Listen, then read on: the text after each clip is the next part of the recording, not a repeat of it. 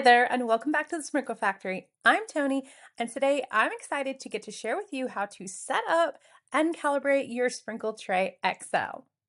Now, before we get started, you're going to need to download the calibration files. So if you haven't done so already, go ahead and hit pause and then visit the sprinklefactory.com/Sprinkle Tray XL so you can grab those downloads and follow along. Once we have those files ready to go, it's time to head on over to Eddie and check out our extra large sprinkle tray starter kits.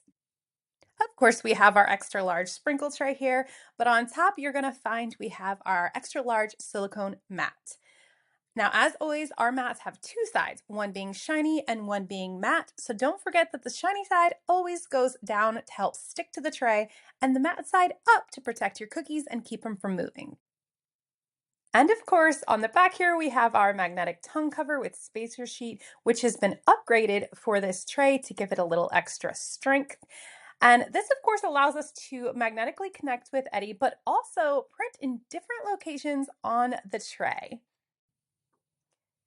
Before we get started, I'm going to go ahead and actually remove this silicone mat because we don't need it for this setup process. So I'm going to go ahead and set that aside. And then I'm going to go ahead and grab my magnetic tongue cover because we're going to go ahead and install that now on Eddie. I like to use my finger to hold the liner in place as I get it started here. And then I just give it a little push onto Eddie's original tongue. It's pretty snug as it should be. And then I'm going to use both hands and make sure it's fully seated and even here on the back with the original tongue. And with the tongue cover now installed, we can place our sprinkle tray on Eddie. However, the big question is, where do we place it? So let's dive into that. As I shared before, you can place the XL sprinkle tray in 3 different locations on the tongue cover, which are going to give us these 3 different print zones. This allows us to just get a little more creative with Eddie's original 4.5 by 4.5 print space. To change print locations on the tray, I simply need to release the tray and then slide it to its new location and let it settle in naturally and grab onto the tongue cover. With that said, we've got a whole lot of magnets going on back there, and placing the Sprinkle Tray XL is going to be our biggest learning curve. So something I like to do to make sure I've got it in the right place every time is when I place my tray, I bring it to the edge of the tongue cover so I can still see it and hold it just above. And then I push it back or forward and let it snap into that very last set of magnets. If you run your finger along the bottom of the tray here, you'll find that the tray lip and the tongue cover are lined up perfectly. And same case with the front here. If I run my finger along here, it's a quick way to check that I have everything in the right spot. And now that our sprinkle tray is set up, we can move on to calibrating our Eddie to our sprinkle tray.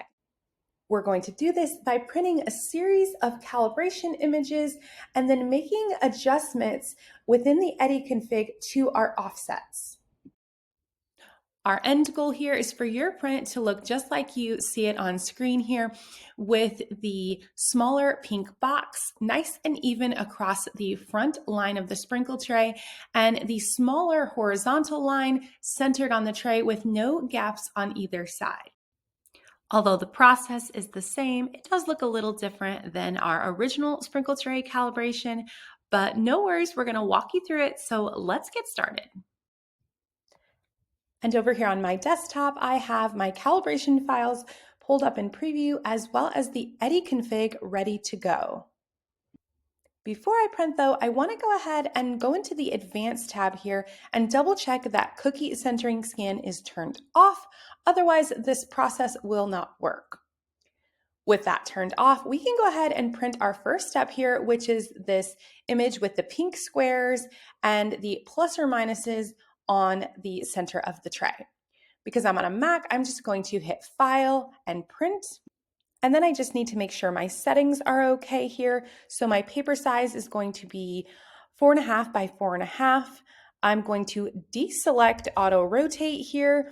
And then at the bottom here for my saturation, and print quality, I like to turn it up when I'm calibrating so it's nice and clear. So that's good to go. So I'm going to go ahead and send this to print. Next, we'll head on over to Eddie, where I have placed my sprinkle tray on print zone 1 and hit print. This is a great time to remind you guys that your sprinkle tray should never be on Eddie when he takes a fresh calibration. So if Eddie's been sitting for a while before you started this process or a new print session, I recommend powering him on and off to make sure he's got a fresh calibration before you start. Otherwise, you may find your tray gets knocked off when Eddie brings it all the way back to calibrate. As Eddie finishes up this step 1 print, I can see we've got a little work to do. As I said before, we want this pink line here at the top to be nice and even across the sprinkle tray, and we want the thinner horizontal line to be even from edge to edge without any white gaps on the side, though this one is pretty close. And we'll complete this process by making adjustments in the Eddie config with our offsets using the print on the tray as a guide. So let's head back over to the desktop where we're going to adjust some offsets in the Eddie config here. I'm just going to focus on my vertical to start since my horizontal's pretty close. Now, the thing you need to know about Mac is the increments here are in 0.1 of a millimeter, which means to move 1 millimeter, you actually need to move 10 numbers on the scale.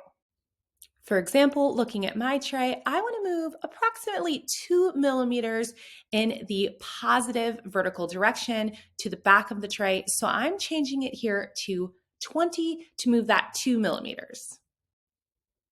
Once I've hit set, I can then go ahead and repeat the same process with step 2, the yellow version, so I can see the change in calibration to the print on the tray.